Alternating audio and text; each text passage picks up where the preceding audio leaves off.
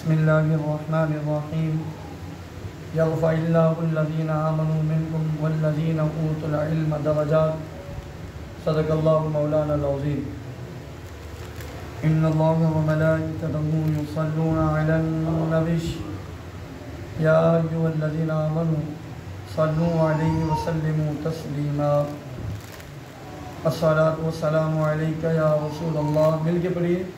الصلاۃ والسلام علیک یا رسول اللہ، الصلاۃ والسلام علیک یا حبیب اللہ، الصلاۃ والسلام علیک یا خاتم النبیین وعلی آلک واصحابک یا رحمۃ للعالمین.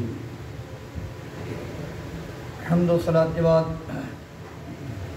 اللہ رب العالمین وحدہ لا شریک جل وعلا کا بے پناہ فضل و کرم اور احسان کہ اس بابرکت نے اپنے خاص فضل و کرم سے، اپنی خاص رحمت سے، اپنی خاص عنایت سے اپنے نبی کے صدقے یہ کرم فرمایا کہ ان طلباء کرام کو نماز تراویح میں قرآن سنانے کی سعادت عطا فرمائی. یقیناً یہ اللہ تعالیٰ کا بہت بڑا فضل ہے. قرآن پاک پڑھنا، قرآن پاک یاد کرنا، حفظ کرنا ایک الگ مقام و مرتبہ ہے، لیکن نماز تراویح میں قرآن سنانا یہ بہت بڑا مرتبہ ہے. اللہ جسے چاہتا ہے یہ عطا فرماتا ہے، ہر ایک کے نصیب میں یہ عمل نہیں ہوتا. بڑے بڑے حافظ دیکھیں، پڑھاتے ہوئے حافظ، یعنی کسی نے 10 سال قرآن پڑھایا، کسی نے 12 سال پڑھایا، کسی نے 15 سال نماز تراویح میں قرآن پڑھایا. اب ایسا ان کو وسوسہ شیطان نے ڈالا، ایسا ان کو شیطان نے گمراہ کیا، کہتے نہیں جی ہمیں ضرورت نہیں ہے قرآن سنانے کی. ہے یہ بدبختی، یہ بد نصیبی ہے کہ اللہ تعالیٰ آپ سے ایک تو نماز تراویح میں قرآن سنانا لے لے اور دوسرا مصلی رسول کی امامت آپ سے لے لے. یہ عطا کرنا اللہ کا فضل ہے اور اس مصلی سے اتر جانا یہ بد نصیبی ہے. یہ بد نصیبی ہے، بد نصیبی ہے. ایک امام کے بارے میں آتا ہے، امام تھے، نماز پڑھاتے تھے. اب جو امام ہوتا ہے نا اس میں بہت سارے پریشر ہوتے ہیں. نمازیوں کے الگ ہوتے ہیں، کمیٹی کے الگ ہوتے ہیں، محلے کے الگ ہوتے ہیں، اور جو نماز نہیں پڑھتے ان کا سب سے زیادہ پریشر امام پہ ہوتا ہے. ایسا ہی ہے نا. جو ابھی کی بات ہے رمضان شریف کی 14واں یا 15واں روزہ تھا، ہماری مسجد کے مؤذن صاحب نے ظہر کی اذان میں الصلاۃ خیر من النوم کہہ دیا، بھول کے. نیند سے اٹھ کے آئے، اذان دے رہے تھے، الصلاۃ خیر من النوم کہہ دیا. اب جو نماز نہیں پڑھتے نا ان کے فون آئے، امام صاحب اذان ہو گئی، دوبارہ تو نہیں دینی پڑے گی. جو نماز نہیں پڑھتے ان کے فون آئے مسئلہ پوچھنے کے لیے. جو پڑھتے ہیں انہوں نے کہا ٹھیک ہے کوئی مسئلہ نہیں، اگر دے دی تو کوئی بات نہیں. لیکن جو نہیں پڑھتے ان کو سب سے زیادہ پریشانی ہے. تو امام صاحب پہ جو سب سے بڑا پریشر ہوتا ہے وہ انہی کا ہوتا ہے جو نماز نہیں پڑھتے. محلے کے ہوتے ہیں نا، سب سے زیادہ باتیں وہی کرتے ہیں. بہرحال تو وہ امام صاحب جن کی ہم بات بتانے جا رہے ہیں وہ یہ تھا کہ ایک دن ایسا ہوا کہ فجر کی نماز میں دیر سے اٹھے امام صاحب، دیر سے اٹھے. اب نماز نہیں چھوڑ سکتا امام، کچھ بھی ہو جائے. پھر دنیا کی نمازی آئے نہ آئے، کوئی آئے نہ آئے، امام صاحب نماز نہیں چھوڑ سکتے جتنی پریشانی ہو. اور بیچارے کمیٹی کی اتنی ان کے اوپر پریشر تھا کہ نماز کا ناغہ نہیں ہونا چاہیے. آئے ہو اٹھے، لیٹ ہو گئے تھے، سنت بھی نہیں، وضو بھی نہیں، ڈائریکٹ مصلی میں انہوں نے نماز پڑھا دی. تو جیسے مقتدی بھی ویسے ہی امام، ان کو یہی چاہیے نا بھی ناغہ نہ ہو. امام ہے، بشر ہے، انسان 100 کام ہوتے ہیں، لیٹ سویر اٹھ جانا یہ تو شریعت نے بھی اجازت دی ہے. اللہ تعالیٰ نے قرآن مجید میں ارشاد فرمایا کہ اقم الصلاۃ لذکری، بھی اگر انسان جان بوجھ کے نماز قضا نہ کرے، اگر بھول جاتا ہے یا سو جاتا ہے یا غفلت ہو جاتی ہے، جب اٹھے اٹھ کے نماز پڑھ لے. اتنی تو شریعت نے بھی اجازت دی ہے. بہرحال وہ امام صاحب پہ پریشر تھا، وہ آئے اور بغیر وضو کے انہوں نے نماز پڑھا دی. تو بہرحال وہ امام صاحب نے فجر کی نماز پڑھائی اور بغیر وضو کے پریشر میں پڑھا دی. جب پڑھائی تو وبال تو آنا تھا. اللہ کی ناراضگی جلا کر اللہ پاک کی ناراضگی تو آنی تھی کہ شریعت کو مذاق بنانا کوئی آسان نہیں. تو اچھا کچھ دن گزرے, اب غسل فرض تھا امام صاحب سے, اب وہ بھی این ٹائم پہ اٹھے اور بغیر غسل کی نماز پڑھا دی. اس دن بغیر غسل کی نماز پڑھا دی.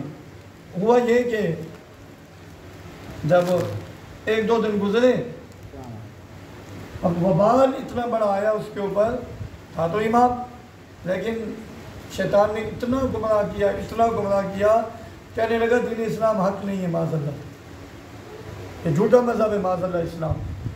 تو کیوں؟ کہا جی دیکھو اتنی بڑی وعیدیں آئیں نماز چھوڑنے پہ, بے نمازی پہ اور بے وضو پہ سخت وعیدیں ہیں. دیکھو میں نے ایک دن بغیر وضو کے نماز پڑھا دی, بغیر غسل, مجھے تو کچھ نہیں ہوا, گمراہ ہو گئے, امامت گئی, لوگوں نے جوتے مارے, نکال دیا. ایک اللہ کے ولی قریبے میں رہتے تھے, ان کے پاس پہنچے لوگ, حضرت کسی اس طرح واقعہ ہوا, وہ تو لوگوں کو گمراہ کر رہا ہے, اسلام حق مذہب نہیں ہے, تو اگر ہوتا تو میرے پر عذاب آ جاتا. اس ولی کامل نے جو جواب دیا وہ ہمارے لیے مشورہ راہ ہے. وہ کہنے لگے اس سے بڑی نحوست اور کیا ہوگی, اللہ نے اس سے اپنا پیارا پسندیدہ دین ہی چھین لیا ہے. عیسائی ہو گیا تھا, عیسائی بن گیا تھا وہ امام, کہ اللہ نے اپنا پسندیدہ کہ وَرَضِيتُ لَكُمُ الْإِسْلَامَ دِينًا, اللہ قرآن میں فرماتا ہے میں نے تمہارے لیے دین اسلام کو پسند فرمایا. وَسَمَّاكُمُ الْمُسْلِمِينَ, تمہارا نام میں نے مسلمان رکھا ہے, یہ اللہ نے رکھا ہے, یہ اسلام اللہ نے دیا ہے. عرض کرنے کا مقصد یہ ہے کہ امامت کے مصلی پر آ جانا یہ اللہ کا فضل ہے, اور اس سے ہٹ جانا یہ اپنی نحوست ہوتی ہے, اللہ کی ناراضگی کا سبب ہے, یہ اللہ کی ناراضگی کا سبب ہے. اللہ تعالیٰ نے ہمارے ان بچوں کو عابد محمد عاشر, عابد محمد عریب نے پہلی دفعہ پڑھا ہے نا, محمد عریب نے پہلی دفعہ ماشاءاللہ 15 پارے انہوں نے 15 پڑھے, 15 سپارے انہوں نے ہمارے تراویح میں قرآن سنایا ہے. کہ اللہ کا فضل ہے. آپ سب سے دعا ہے خالص طور پہ والد صاحب سے, ان کی والدہ سے, وہ دعا کیا کرے کہ اللہ انہیں تادم آخر اس سعادت سے محروم نہ کرے. اللہ ہمیشہ قرآن سے محبت, قرآن سے وفا عطا فرمائے. دیکھیں ہر کام پیسے کے لیے نہیں ہوتا, ہر کام دنیا کے لیے نہیں ہوتا. یہ کام ایسے ہیں کہ مصلی رسول پہ آ جانا اور نماز تراویح میں قرآن کا سنانا, یہ پیسے کے لیے ہونا بھی نہیں چاہیے, نہ ہی انسان کی نیت ہونی چاہیے, اور نہ ہی انسان کو جو ہے وہ اس مقصد کے لیے تراویح پڑھانی چاہیے. یہ تو بزرگوں نے لکھا ہے کہ اگر امام صاحب بھی, مسجد کے امام بھی پیسے کے لیے نماز پڑھائیں گے تو پھر نہ ان کی نماز ہوگی نہ پیچھے والوں کی. تو یہ حفظ کرنا اور پھر مصلی پہ آ جانا, یہ مقصد یہ نہیں ہونا چاہیے. مقصد اللہ کی رضا ہونی چاہیے. یہ تراویح کیوں پڑھا رہے ہیں؟ اللہ کی رضا کے لیے. امامت کیوں کر رہے ہیں؟ اللہ کی رضا کے لیے. ٹھیک ہے, یہ تبلیغ کیوں کر رہے ہیں؟ اللہ کی رضا کے لیے. سب کام اللہ کی رضا کے لیے. اللہ تعالیٰ فرماتا ہے تم میرے لیے ہو جاؤ میں تمہارا بن جاؤں گا. یہ دنیا تمہارے پیچھے لگ جائے گی. جب ہم دین کے لیے خالص ہو جائیں گے, دنیا ہمارے پیچھے پیچھے آزمائشیں آئیں گی, مشکلات آئیں گی, تہمتیں لگیں گی, لوگ برا بھلا بھی کہیں گے, گالم گلوچ بھی کریں گے, سب کچھ ہوگا. آپ دیکھیں یہ تو دنیا ہے, یہ دنیا ہے. اس دنیا نے, ان دنیا والوں نے اللہ کے محبوب کو نہیں چھوڑا. ہم اور آپ کہاں ہیں؟ ہم اور آپ کہاں ہیں؟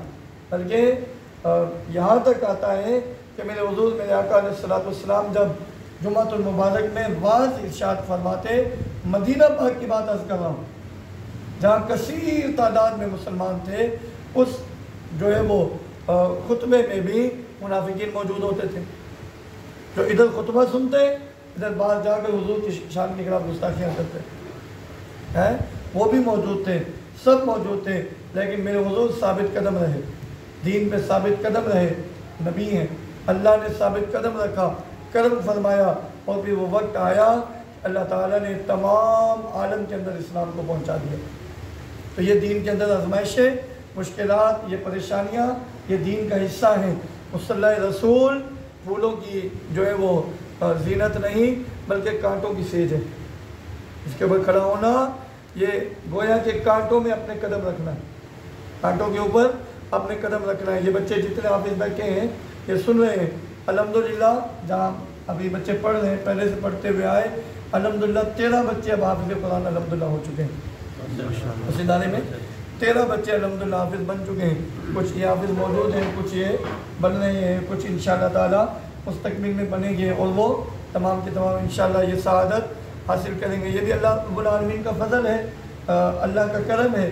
ہم فخر نہیں کرتے اور نہ ہی فخر کرنا چاہیے. یہ اللہ تعالیٰ کا محض کرم ہے. ہمارے اس ناچیز کے اوپر بھی اللہ تعالیٰ نے ایسے فرما بردار شاگرد ہمیں عطا فرمائے. ہم دیکھتے ہیں معاشرے میں, ارد گرد بھی دیکھتے ہیں, محلے میں بھی دیکھتے ہیں, ارد گرد کے بچوں کو بھی دیکھتے ہیں جو ان کی عمر ہے, اور اس عمر کے بچے جو جو کام کر رہے ہیں ان تمام برائیوں سے الحمدللہ یہ سب بچے ہوئے ہیں. یہ بھی اتنا چیز پہ اللہ کا فضل ہے, اللہ کا کرم ہے کہ اللہ نے ایسے فرما بردار شاگرد ہمیں عطا فرمائے ہیں. اور دوسرا اللہ کا فضل یہ ہے کہ نہ صرف قرآن پڑھتے ہیں بلکہ اللہ تعالیٰ نے اس ناچیز کو یہ سعادت دی ہے کہ ہمارے پڑھے ہوئے بچے الحمدللہ تراویح بھی پڑھا رہے ہیں. آپ دیکھیں دارالعلوم ہمارے ساتھ ہیں, باقی اختلافات اپنی جگہ, وہاں سے پڑھے ہوئے کتنے سینکڑوں بچے ہر سال نکلتے ہیں حافظ. ہر ایک تراویح نہیں پڑھاتا ہے, بہت سارے حافظ ہوں گے ہر سال تراویح نہیں پڑھاتے, لیکن الحمدللہ ثم الحمدللہ اللہ تعالیٰ نے یہ سعادت بخشی. اب یہ اسباب بھی اللہ بنا دیتا ہے, نیتوں میں خلوص ہو اللہ اسباب بنا دیتا ہے.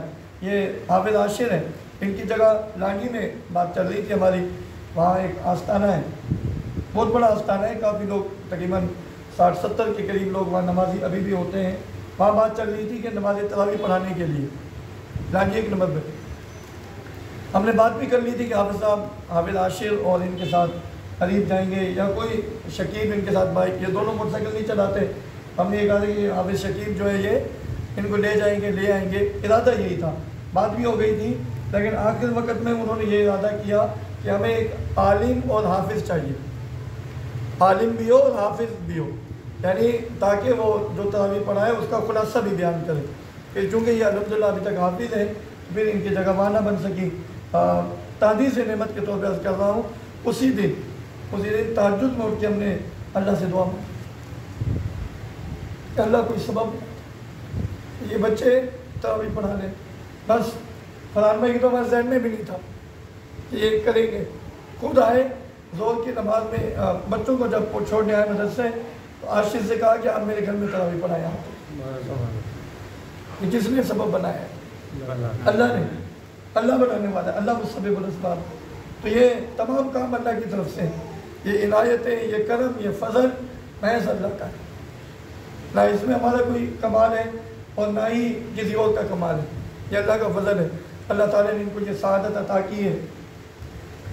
ایک اور خواہش تھی کہ یہ بچے جس طرح حافظ بن گئے, مسجد میں ہوتے تو اب یہ ان کے 2 بلکہ 3 سال 2 سال تو عالم کے ہو چکے ہوتے, یعنی عالم بنتے ہوئے ان کے 2 سال ہو چکے ہوتے.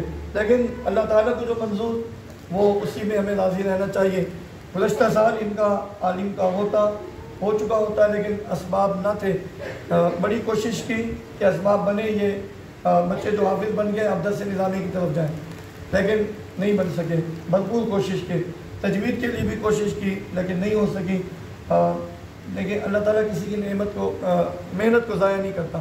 ہمارے استاد ہمیشہ فرماتے ہیں من جدہ وجادہ, جو محنت کرتا ہے وہ اپنا مقام پا لیتا ہے, اللہ اس کو دیتا ہے. مسلسل محنت, تگ و دو, کوشش کے بعد الحمدللہ اب فخر کی بات, خوشی کی بات یہ ہے کہ ہمیں درس نظامی کے لیے جگہ مل گئی ہے. الحمدللہ کرائے پہ ملی, لیکن الحمدللہ جگہ میسر ہو گئی. اوپر کی جگہ ہے, سیپریٹ جگہ ہے, 3 کمرے بنے ہوئے ہیں, تھوڑا سا سین بھی ہے. تو انشاءاللہ عید کے فوراً بعد, عید بھی آ گئی, شوال المکرم کی 20 تاریخ کے بعد شوال میں جانا ہے چھٹیوں پہ. اس کے بعد 20 کے بعد انشاءاللہ جیسے ہی واپس آئیں گے انشاءاللہ تعالیٰ یہ بچے جہاں حافظ بنے اب وہاں انشاءاللہ تجوید بھی پڑھیں گے اور عالم بھی بنیں گے انشاءاللہ. اس لیے کہ قرآن حفظ کرنا بھی کمال ہے، لیکن قرآن کو سمجھ کے پڑھنا اس سے بڑا کمال ہے۔ ہم چونکہ عجمی ہیں، قرآن عربی ہے، تو عربی سمجھنے کے لیے عالم بننا یہ ضروری ہے، عربی کی گرامر کا پڑھنا ضروری ہے، تو اس کے لیے عالم بنے جاتے ہیں۔ انشاءاللہ تعالی اللہ نے چاہا، اللہ تعالیٰ کا خاص فضل شامل حال رہا، انشاءاللہ شوال المکرم کے آخر تک، نہیں تو شوال پر ذوالقعدہ کے پہلے ہفتے میں انشاءاللہ ہماری درس نظامی کی کلاسیں شروع ہو جائیں گی انشاءاللہ۔ ہم نے پہلے بھی یہ بات عرض کی ہے، یہ بچے ان میں سے اکثر جو میٹرک کر چکے ہیں، وہ میٹرک کے بعد انشاءاللہ جو بچہ میٹرک کر کے درس نظامی میں داخل ہوگا، انشاءاللہ اللہ نے چاہا میٹرک کر کے جو بچہ، آپ ادھر توجہ رکھیں، جو میٹرک کر کے بچہ درس نظامی میں آئے گا فرسٹ ایئر سے، انشاءاللہ جب وہ عالم بن کے نکلے گا، ساتھ ساتھ گریجویشن بھی کر کے نکلے گا انشاءاللہ۔ گریجویشن بھی اس کی کمپلیٹ ہوگی، یعنی 2 سال یا 3 سال لگائے گا اور ماسٹر ہو جائے گی، اور ساتھ ساتھ انشاءاللہ دنیاوی تعلیم اور دنیاوی روزگار کے اسباب بھی انشاءاللہ تعالیٰ ان بچوں کے لیے ہم بنائیں گے، تاکہ یہ بچے جب عالم اور دنیا کی تعلیم کر کے آگے حاصل کر کے آگے میدان میں جائیں، جس جگہ بھی دین کی خدمت کریں، دین کی خدمت امامت کریں، تدریس کریں، وہاں سے یہ پیسہ نہ لیں۔ اب یہ ہمارا ذہن ہے، پہلے نہ تھا، اب یہ ذہن ہے، تاکہ ان کا روزگار کے سبب اور ہوں، دین کا کام فی سبیل اللہ یہ کریں، امامت کریں کسی بھی جگہ فی سبیل اللہ، تدریس کریں فی سبیل اللہ، ان کے روزگار کے اسباب انشاءاللہ دنیاوی طور پہ ہم کوشش کریں کہ اللہ نے چاہا، پھر اللہ کا فضل ہوا تو انشاءاللہ دنیاوی طور پر ان کو خود کفیل، معاش کا خود کفیل کر کے پھر ان کو دنیا کے لیے میدان میں انشاءاللہ تعالیٰ اتاریں گے۔ اللہ تعالیٰ ہم سب کا حامی و ناصر۔ عالم بننے کے بارے میں چند ایک حدیث مبارکہ، اس کے بعد گفتگو ختم کریں گے۔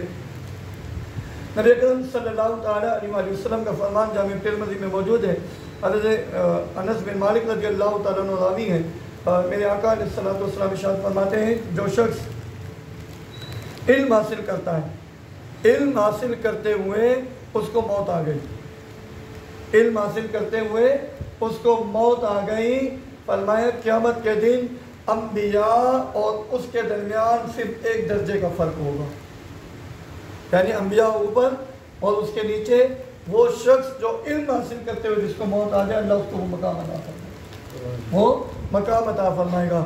اسی طرح فرمایا کہ جو شخص علم حاصل کرتے ہوئے انتقال کر جائے، جس کو موت آ جائے، فرمائے اللہ اس کو شہداء میں داخل فرمائے گا۔ ایک اور حدیث مبارکہ میرے آقا علیہ الصلوۃ والسلام فرماتے ہیں، قیامت کے دن اللہ تعالیٰ 3 لوگوں کو شفاعت کا حق دے گا، 3 لوگوں کو شفاعت کا حق دے گا۔ سب سے پہلے انبیاء، پھر علماء، پھر شہداء، جو دین کے لیے شہید ہوئے ہوں گے، ان 3 لوگوں کو اللہ تعالیٰ قیامت کے دن شفاعت کا حق دے گا کہ وہ جس کو چاہیں گے شفاعت کر کے جنت میں لے جائیں گے۔ تو الحمدللہ حافظ بن چکے، اس کے بعد عالم بننے کا سلسلہ ان کا اب شروع ہونے جا رہا ہے انشاءاللہ تعالیٰ۔ آپ سب آباؤ سے دعاؤں کی اپیل ہے، آپ بھی دعا کریں اور ان کے والدین خاص طور پہ ان کے لیے دعا کریں کہ اللہ تعالیٰ انہیں جس تعالیٰ ان کی کاوشوں کو، کوششوں کو اللہ تعالیٰ اپنی بارگاہ میں قبول فرمائے۔ اللہ تعالیٰ ان بچوں کو تادم آخر قرآن پڑھنے، سمجھنے، عمل کی توفیق عطا فرمائے، آمین بجائے نبی الامین۔ وآخر دعوانا ان الحمد للہ رب العالمین۔